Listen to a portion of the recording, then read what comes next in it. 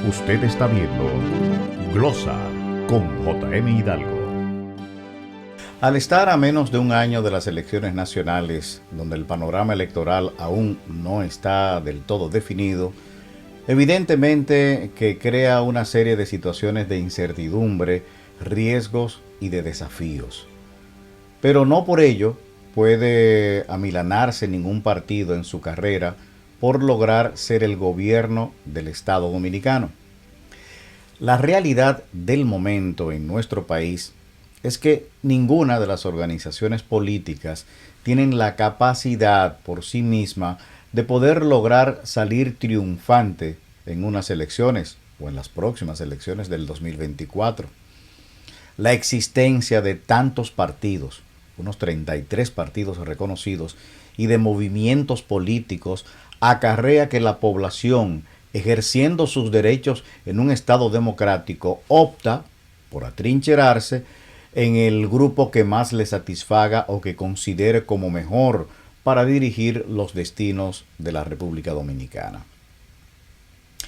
Esa diversidad de oportunidades políticas trae como consecuencia que ninguna de ellas logre aglutinar una membresía lo suficientemente poderosa para ganar unas elecciones por sí sola.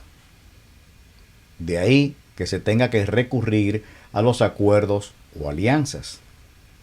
La Constitución y las leyes dominicanas exigen que para un candidato presidencial ganar, ese debe obtener el 50% de los electores participantes más un voto.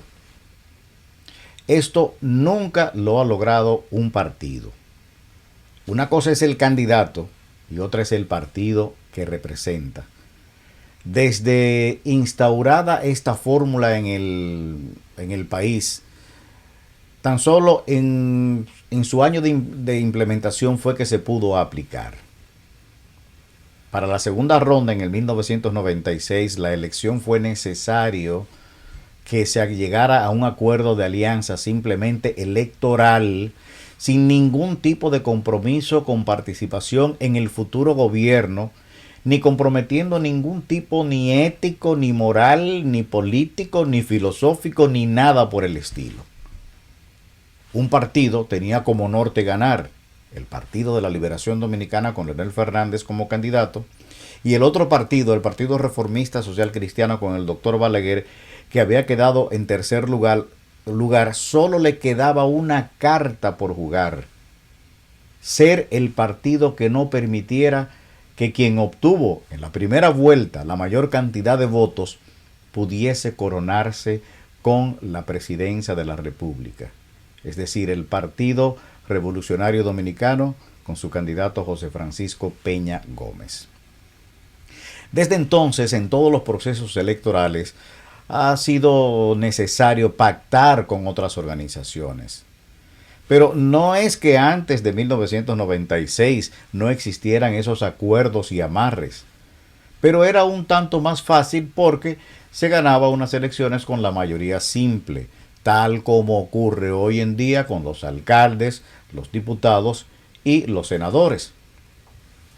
Aún debemos concluir que los acuerdos para alianzas electorales han sido necesarios siempre, aún para el que ostenta el poder en ese momento. Esos acuerdos de alianzas electorales pueden darse considerando varias razones o condiciones. Una puede ser en base a principios políticos y otra, simple y sencillamente, para compartir la gobernanza o el gobierno mismo. Si analizamos ambas en el contexto de nuestra realidad, nos atrevemos a decir que los acuerdos de alianzas electorales hoy en día no tienen fundamentos en principios políticos y mucho menos filosóficos. Y es que los partidos mismos no practican, ni esgrimen, y mucho menos los enseñan.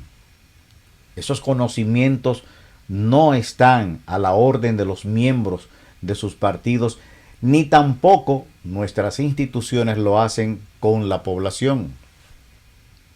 Es lamentable, hasta cierto punto, tener que admitir esta realidad. De ahí que estas alianzas solo obedecen a momentos electorales y repartición del poder en el gobierno. Tan sencillo como que es así. Esa es la realidad. Ahora, ¿esto es lo que queremos?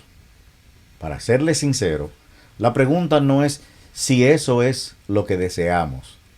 La verdad es que eso es lo que tenemos. Esa es nuestra realidad hoy en día.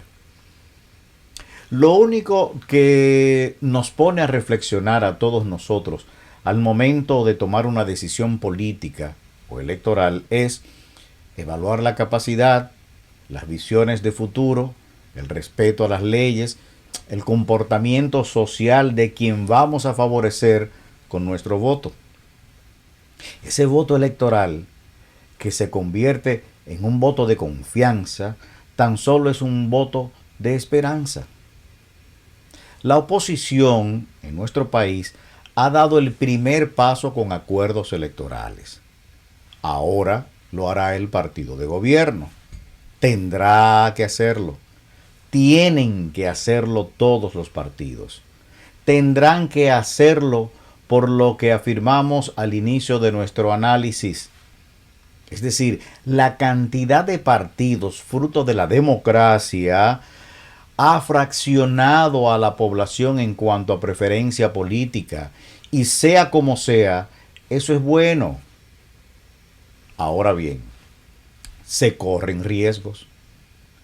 Ninguna alianza es infalible.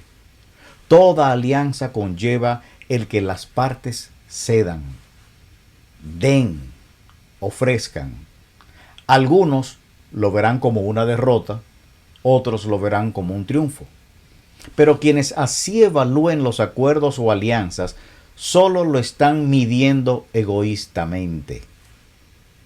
Cada uno lo está viendo desde su óptica partidista, lo cual es totalmente erróneo, totalmente equivocado.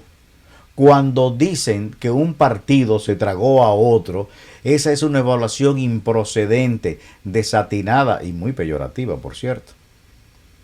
Pero ¿por qué decimos esto? Una vez concertado el acuerdo para una alianza, ya no se debe hablar de partidos, ya se debe de hablar de la alianza. Siempre existirán desaciertos. Recordemos que estamos tratando con seres humanos que tienen deseos de superación y otros que tienen ambiciones, pero esas situaciones deben quedar a lo interno de cada una de las organizaciones políticas.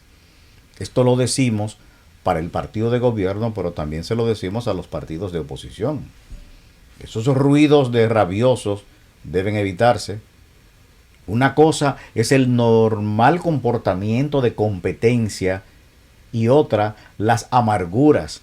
Esas situaciones carecen de razón y por lo tanto de razonamiento, es decir, del acto de pensar de los que son protagonistas.